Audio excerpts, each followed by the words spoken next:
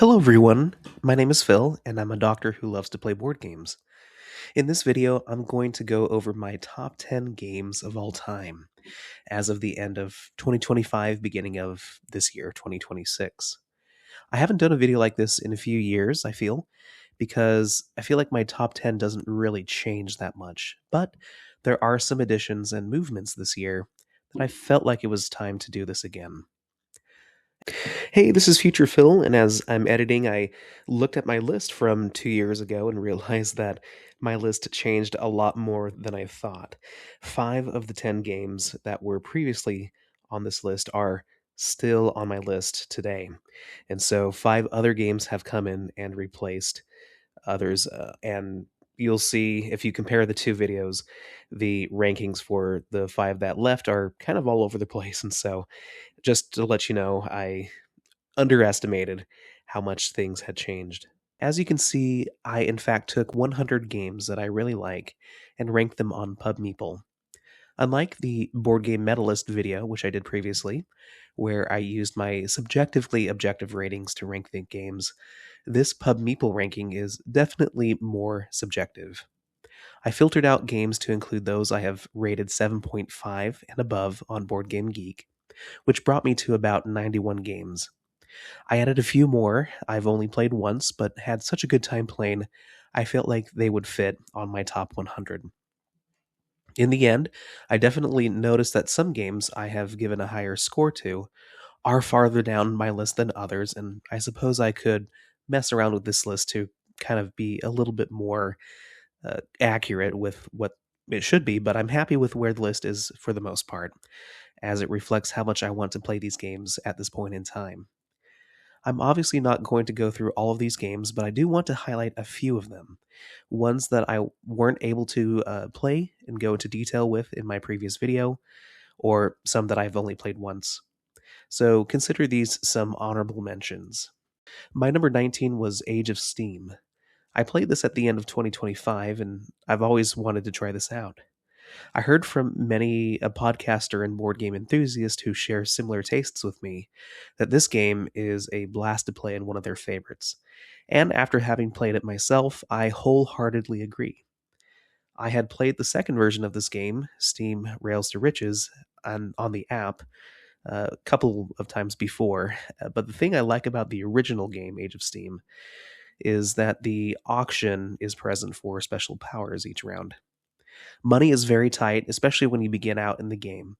And so it really matters how much you prioritize certain special actions and how much you're willing to pay for them.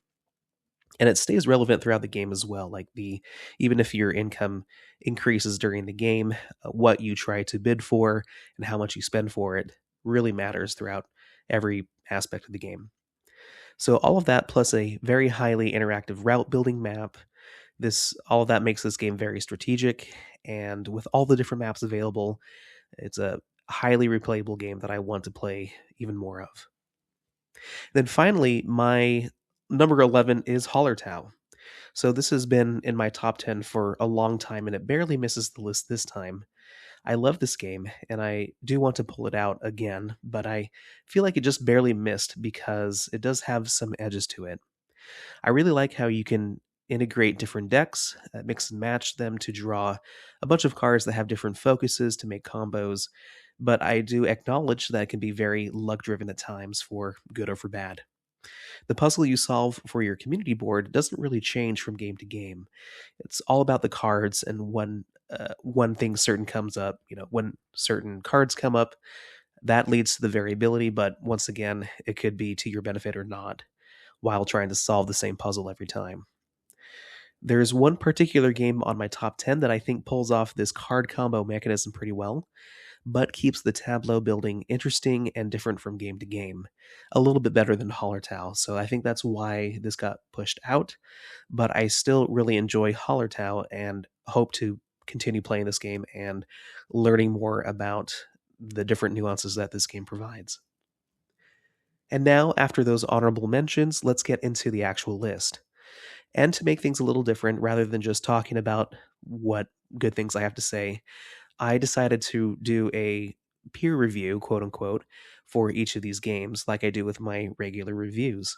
So I compiled the positive and negative thoughts for each game based off of comments from Board Game Geek and synthesized them into a sentence or two to help introduce these games before I shared my thoughts. So with that, let's get into my number 10 game of all time. For my number 10, some players think that this game is overlong, bloated, prone to analysis paralysis, with a heavy reliance on card draw, luck, snowballing, and a rich get richer type of point salad structure that undermines tension. But for many others, it delivers a richly interconnected, resource tight Euro experience with simple actions but deep engine building, strong thematic integration, and high replayability driven by cards. My number 10 is SETI. I really love how thematically engaged this game is to its mechanisms, which feel familiar yet appropriate for what this game is portraying. The combinations of cards mixed with the emerging variability of alien boards make each game feel a little different. And despite different avenues of strategy and different routes that you take to get points, this game can often feel very close and tight in score with your opponents. I can't wait to play the new expansion soon, and I'm hoping to see this come to a digital format soon so I can continue enjoying this game and keeping it high on my all time lists. My number 9 game can cause heavy analysis paralysis as well as the potential for early engine snowballing that can feel unjustly punishing. It also has component issues with warped boards. However, some find this game deeply elegant and strategic, using a brilliant resource wheel for management and a high replayability with different building tiles to pursue. This is my number 9, Black Forest. Utilizing all the mechanisms, or most of them, that I love about Glass Road, but fusing it with games like Fields of Arle when it comes to building tile offerings, and a shared modular action selection board that feels somewhat unique but kind of similar to games like Messina 1347. This game packs a lot of Euro strategic goodness in a relatively quick playtime.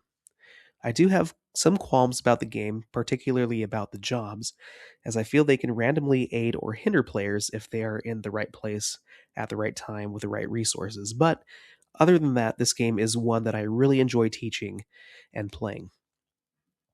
My number 8 is a highly interactive, no luck, civilization style Euro that emphasizes tempo, timing, positioning, and long term consequences, with players collaboratively building a unique map and then competing through clever card play, area control, and trophies. Widely praised as a modern classic for its depth, elegance, and tension, it's also criticized by some for harsh blocking, potential runaway leader issues, and a punishing decline system that can leave struggling players sidelined. My number 8 is Rise and Fall. I was always interested in playing this when I heard about this about 2 years ago, and when I played it digitally for the first time on Steam, I was very and impressed enough that I got a physical copy. This game reminds me of the modular board and gameplay that is kind of similar to Roads and Boats, but I appreciate how chess like this game is, with possible openings and avenues of strategy, and that changes with how you build the board with other players. This is a game that rewards many plays, and I can see this game being very and highly competitive, but I also appreciate the solo mode and the modules that add variability to the game that makes it a little bit more casual to approach. This game has all the trappings that I'm looking for in a fun yet competitive game. My number 7 to some is overly long, it's busy, fiddly, heavily relies on card draw luck, and is potentially demoralizing with its scoring system that can punish new players. However, most find this deeply engaging with a clever rotating action system and a tense race structure that rewards long term planning. My number 7 is Ark Nova. This is a very comforting and cozy game to me now, since I've played it so much with others on the official app as well as on Board Game Arena. I always have a game going at any given time, and I don't plan on changing this anytime soon. I love the mechanisms, and with all the different cards, especially the sponsor and conservation cards, the goals and experience feels different each time, not to mention the different maps that you play on. So much variability that hits just right for me, but it's also obvious how competitive this game can be. So I agree that this game is one of the best games made of all time. My number 6 is a long, overstuffed, fiddly game that has balance issues for some, but for others is a lavish heavy Euro game that rewards deep planning, combo chaining, and long-term efficiency. My number 6 is Sweetlands. As soon as I played it, I knew this was a top 10 game for me. It has mechanisms very familiar to me, but presented in a very fun theme. It does card combo chaining in a way that you can still accomplish most things that you want to, but it's similar but opposed to games like Hallertau in that sense.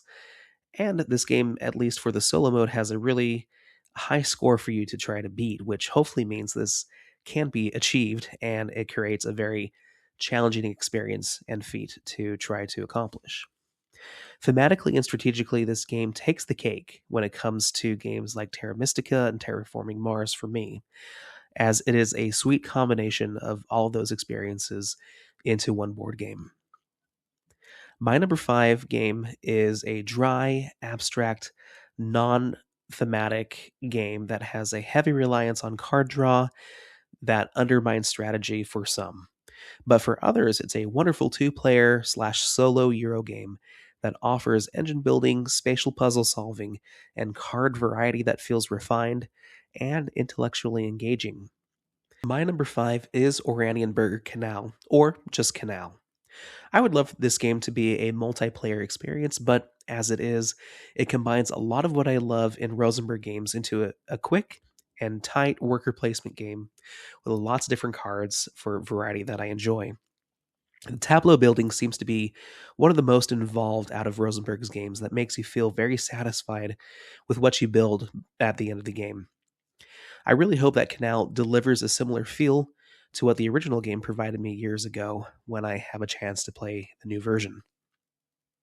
My number 4 can feel clunky with complicated feeding mechanisms, dull, repetitive cards that don't offer much tension or interest to some players. But however, many others think that this game is an elegant and streamlined game that offers the kind of variability that Rosenberg is known for in a very tight package.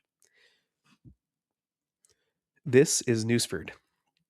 I love how quick this game is to teach and play, and I really like the newest expansions that add really cool thematic cards to the game.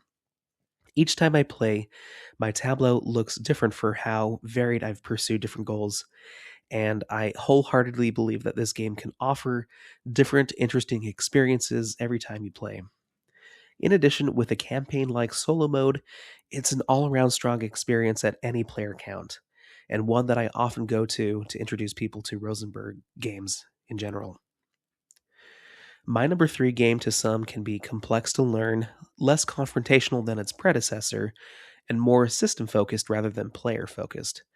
But for the majority of players, it's intuitive, elegant, economic, and thematic. This is Brass Birmingham. Having been able to play this more recently, I'm in awe of how relatively straightforward this game can be if you are used to Euro games. But despite how bleak it looks and its theme is, it's a wonderfully thematic yet mechanically sound game that provides a very competitive experience. I do include Lancashire here as well, even though some might feel they're completely different experiences. Either way, I love the system and can't wait for the newest game in this line, Pittsburgh, and see what that provides. My number 2 game to some might feel constrained, joyless, swingy, or too random with the building offerings, but others feel this game is clever, compact, and has meaningful decisions where the card play offers rich tactical experiences mixed with interesting strategy. My number 2 is Glass Road. This is my most played game, and it's one that continues to give. Out of the box, there are plenty of buildings that offer the right amount of variability, all together with the resource wheel that is, in my opinion, the best way to keep track of multiple resources. And the card play that offers the opportunity for mind games is second to none. At high levels of play, this game continues to unravel interesting combos and experiences that I'll never be bored playing this game. Finally, My number one game has been described as overly punishing, a dry experience in optimization with lack of specialization, and too tight for comfort. But for many, it's a deeply thematic game with endless variability in cards and strategy that can take hundreds of plays to master. And this is, of course, Agricola. My favorite game for about 5 years now when I first played it. This stands the test of time to me as the experience that I look for in gaming. I want a thematic yet mechanically sound experience with variability that comes in the form of a lot of cards, as well as a very competitive strategic base game that is definitely tournament worthy.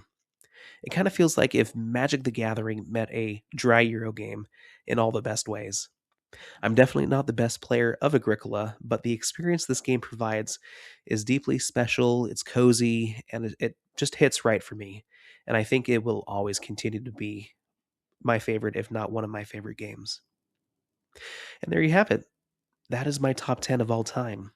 Did anything surprise you? Let me know what your thoughts are, and let me know what your top 10 is in the comments below. Thank you for watching, and I hope you schedule an appointment with me real soon. Take care.